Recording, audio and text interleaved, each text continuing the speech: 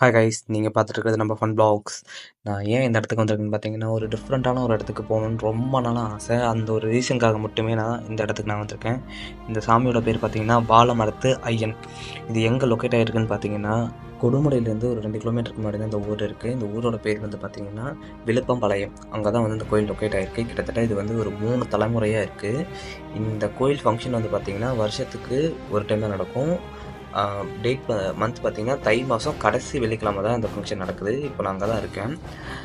இதே மாதிரி 3 இயர்ஸ்க்கு ஒரு டைம் மட்டும்தான் முப்பூசன்னு சொல்லி ஒன்று நடக்குது. அது அடுத்த வருஷம் தை மாதம் கடைசி வெள்ளிக்கிழமை நடக்குது. இது பயங்கரமாக இருக்குன்னு சொல்லியிருக்காங்க. அண்ட் இது அந்த பூசெல்லாம் முடிச்சுட்டு கிளம்பும் போது பார்த்திங்கன்னா அந்த பூரான்னு சொல்லிட்டு 2-3 நிறைய வர ஆரம்பிச்சிருச்சு. அதெல்லாம் போட்டு தள்ளிட்டு அங்கே சாப்பாடு பரிமாறினாங்க. சூப்பராக இருந்தது.